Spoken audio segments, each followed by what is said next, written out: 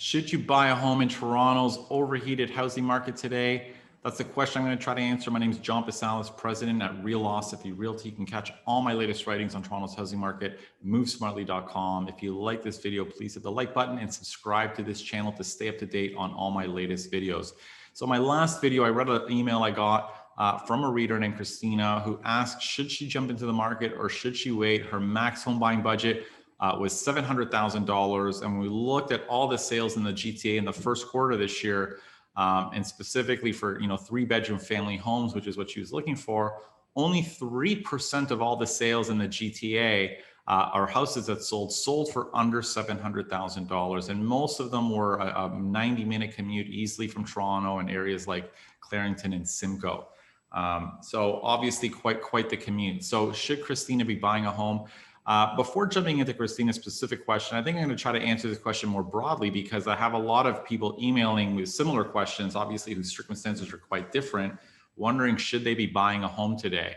And I'll answer it probably from a personal perspective. Again, I think a lot of people try to answer this question by trying to predict where home prices will be tomorrow, which I think is the wrong approach because nobody can predict that.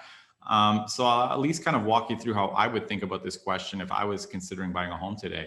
So if I was a first-time buyer trying to contemplate buying a house, the reality is if I could afford, a home that at least meets my basic minimum requirements in terms of sort of the amount of space I need for the next 5 to 10 years, or if it doesn't meet my needs for the 10 years from now, at least allows me to kind of expand or do an addition in the long term so I can stay in that home.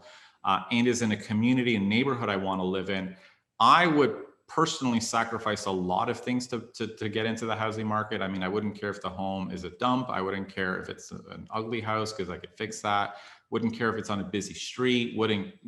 I'd sacrifice a lot of things to get into the housing market because I have a bias and preference for owning a home.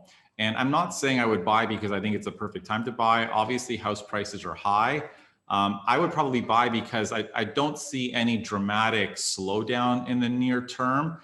Do I think prices will fall in the future? I mean, they always do. So, but I don't know if that's going to be a year from now or 2 years from now or 3 years from now.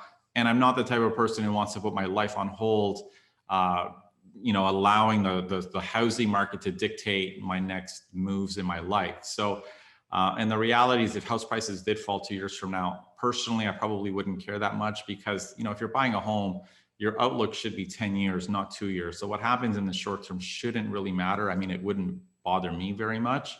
So I think that's how generally I would approach kind of buying a home. As long as you're buying for the long term, my feeling is if I'm buying for 10 years, and over a 10-year horizon, home prices will at least not have fallen, hopefully. And ideally, maybe I've made a little bit of money, but that to me, those are secondary considerations. At the end of the day, I'm buying a home because I want my own space that's going to be big enough to accommodate myself, my family over the long term. So assuming I could sort of fit these basic requirements, I'd sacrifice a lot to buy a home. Having said that, if my budget was $700,000, like Christina, would I personally buy a home? Probably not, because the reality is for me personally, I would need, and I have a strong preference for urban living. I would need probably at least a 3-bedroom home in the city of Toronto, kind of close to the subway, ideally. And the reality is I can't get that for $700,000. I can maybe get it for 900 or $1 million somewhere on a busy street, but not 700,000. And for me, moving out to Clarington or Simcoe into the outer suburbs isn't really an option for me. So if that was my maximum budget, I probably wouldn't buy a home. I would probably just end up renting, quite frankly. I wouldn't be ecstatic about it. I have a preference for owning. But the reality is, I mean, the battle and the fight to get into this housing market today that a lot of young buyers are facing, it's not a fight between your other first-time buyers. It's a fight against government policymakers who just have allowed house prices to inflate 20 to 30% in a single year, putting them out of reach for most people. So it's a tough fight to win. You're fighting against your government, who are trying to juice up house prices to pull the economy out of this recession. So it's not great. It's a difficult place to be in.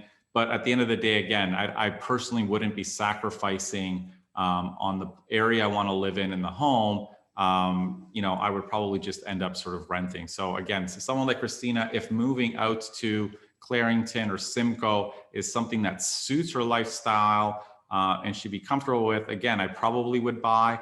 Otherwise, I would prefer renting. And if you are renting, I would recommend renting in a purpose-built rental building that's rent controlled, where you know that there's less of a likelihood that you're going to get kicked out in the next year or two, where it's unlikely you're going to see a massive rent increase. And at least you have some stability over the next few years. You can save the difference between your housing costs and your rental costs. And who knows where the market might be 2, 3, 4 years, 5 years down the road. Hope that helps. If you have any questions, please post them below or send me an email at askjohn@movesmartly.com.